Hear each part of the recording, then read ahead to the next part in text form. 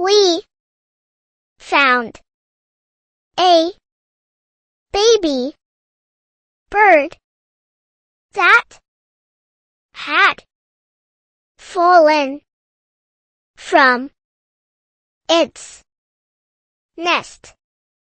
Mom helped us carefully place it back in the tree.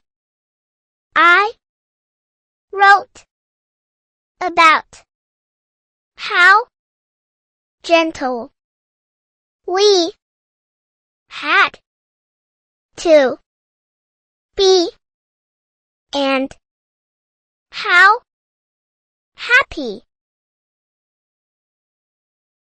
I was when its mother came back.